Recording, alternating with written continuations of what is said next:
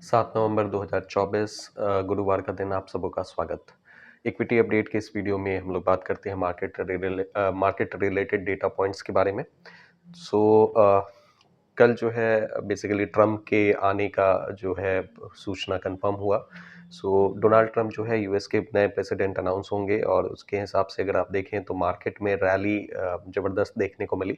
Specially US market को अगर आप देखेंगे तो यूएस मार्केट में S&P 500 जो कि यूएस का ब्रॉडर इंडेक्स है वो 2.5% से ज़्यादा की तेज़ी पे बंद हुआ है। और इवन वहाँ का टेक्नोलॉजी रिलेटेड इंडेक्स जो नास्डैक होता है उसको अगर हम लोग देखें तो वो 2.89% की तेज़ी के साथ में बंद हुआ है।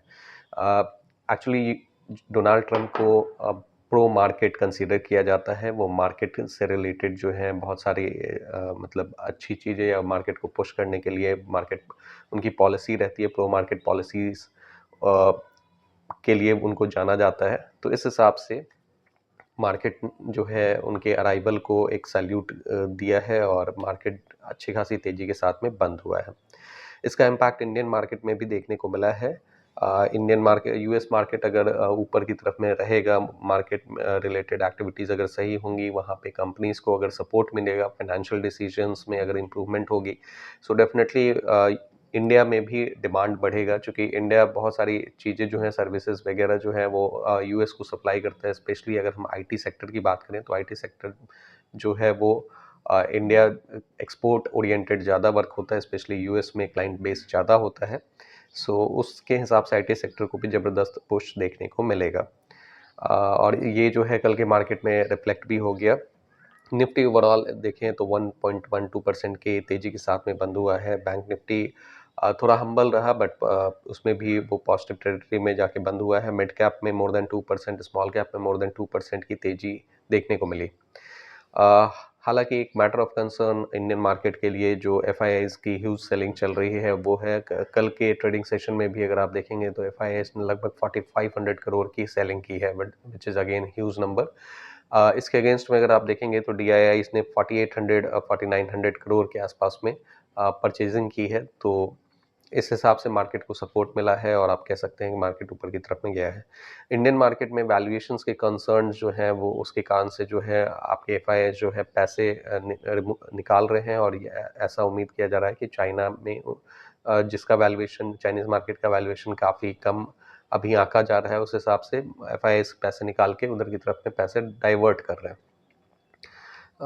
वैल्यूएशंस एक बड़ा कंसर्न है। वैल्यूएशंस कहने का मतलब ये है कि बेसिकली इंडियन मार्केट को महंगा कंसीडर किया जा रहा है कंपेयर टू चाइनीज़ मार्केट, और चाइनीज़ मार्केट जो है अभी काफ़ी सस्ता में है। तो एक तरह से 1 रुपए की चीज़ अगर आपको 10 रुपए की चीज़ अगर आपको 5 रुपए में मिल रहा है तो वो डेफिनेटली लोग उसको बाई करना चाहेंगे और वहाँ से जो है फर्दर गेन लेना चाहेंगे। तो ये सारा सिचुएशन फ़िलहाल चल रहा है।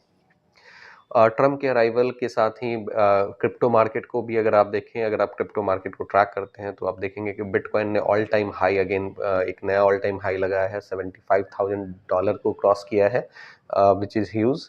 एक्चुअली ट्रम्प के जो पॉलिसीज़ हैं उसमें क्रिप्टो को ज़्यादा प्रमोट करने की उम्मीद है। ट्रम्प जो है यूएस को क्रिप्टो कैपिटल बनाने के हिसाब से जो है वो चल सकते हैं। और इसके अलावा अगर आप देखेंगे तो ये भी अनाउंसमेंट में है कि ट्रम्प जो है वो basically strategic bitcoin bitcoin basically reserves create करें। तो ये सारा सिचुएशन जो है बेसिकली क्रिप्टो मार्केट के लिए बहुत पॉजिटिव रहने वाला है। अगर आप देखेंगे तो बिटकॉइन में भी अच्छी खासी रैली, लगभग 9% के आसपास में रैली देखने को मिली है। एक बिटकॉइन का प्राइस अब $75,000 के आसपास में अगर आप देखते हैं तो इट्स अ ह्यूज नंबर। इतने बड़े कॉइन को अगर 9% से ही वो उठ रहा है तो इट्स ह्यूज। इसके अलावा अदर कॉइन्स में भी अच्छी खासी तेज़ी एक दिन के हिसाब से देखने को मिला है। हालांकि क्रिप्टो मार्केट बहुत ज़्यादा वोलेटाइल, बहुत ज़्यादा रिस्की कंसीडर किया जाता है। आप अपने विजडम के हिसाब से ही कोई भी डिसीजन लें। इंडियन मार्केट में क्रिप्टो से रिलेटेड पॉलिसीज़ जो हैं वो बहुत आप कहें कि प्रो पॉलिसीज़ नहीं हैं। वो ज़्यादातर वो आपको एक तरह से पनिशमेंट बेस्ड पॉलिसी देखने को मिलेगा, क्योंकि फ्लैट उसमें 30% का टैक्स आपको लगता है। और डिस्पाइट ऑफ कि आप उसको दूसरा ये है कि उसमें लॉसेस को सेट ऑफ नहीं किया जा सकता है। अगर आपके लॉस हैं तो वो अपने हैं। जबकि शेयर मार्केट में ये होता है कि अगर आपका आपको प्रॉफिट है और लॉस है तो उन दोनों का कंबाइन करके जो नेट प्रॉफिट होता है उस पे टैक्स लगता है, लेकिन क्रिप्टो मार्केट में इंडिया में ऐसा नहीं होता है। इंडिया में अगर क्रिप्टो मार्केट में प्रॉफिट है तो उस प्रॉफिट पे 30% लगता है, लॉस जो होता है वो लॉस को के लिए गवर्नमेंट कुछ नहीं जानती है, लॉस वो आपका पर्सनल होता है। तो ये सारा सिचुएशन है। अब आईपीओ से रिलेटेड हम लोग डिस्कशन कर लेते हैं, आईपीओ के क्या अपडेट्स रहे हैं। अभी 4 आईपीओ जो है आज से लाइव हैं और उस नीवा बूपा इंश्योरेंस कंपनी का भी जो आईपीओ है आज से लाइव हो रहा है और वो 11 नवंबर को क्लोज होगा। इससे रिलेटेड डिटेल वीडियो हमने पहले बना रखा है। कल कल का वीडियो जो है वो नीवा बूपा से रिलेटेड था, तो आप विशेष जानकारी के लिए उसको देख सकते हैं, बट अभी का क्या अपडेट है उसके बारे में हम लोग जरूर बात करते हैं। सजिलिटी इंडिया का जो आईपीओ है उसमें अगर आप देखेंगे तो अभी भी जो सब्सक्रिप्शन आज आज उसका फाइनल डे ऑफ सब्सक्रिप्शन है। इसको अगर आप देखेंगे तो 52% जो है कल तक जो है इसका सब्सक्राइब हुआ है। सब्सक्रिप्शन के हिसाब से आप कहेंगे कि ये थोड़ा ठंडा सा अभी चला है और इसका जो जीएमपी अगर आप देखें ग्रे मार्केट प्रीमियम तो वो लगभग जीरो है, 50 पैसे, जीरो रुपीज़ के आसपास में है। सो एक तरह से आप ये कहें कि बहुत ज़्यादा इसमें डिमांड नहीं देखने को मिल रहा है। तो जो ये आईपीओ आया है शायद बहुत ब्लॉकबस्टर टाइप से तो चीज़ें नहीं प्रेजेंट कर रहा है। इसका डेटाबेस्ड एनालिसिस हमने पिछले वीडियोस में किया है, आप उसको रेफर कर सकते हैं। एक्मी सोलर का जो आईपीओ आया है वो अभी 40% सब्सक्राइब हुआ है। ये आईपीओ जो है कल सब्सक्रिप्शन के लिए खुला था तो पहले दिन जो है ये 40% सब्सक्राइब हुआ है। इसका जीएमपी अगर आप देखेंगे तो 10 रुपये के आसपास का है, क्लोजिंग प्राइस इसका 289 रहने वाला है।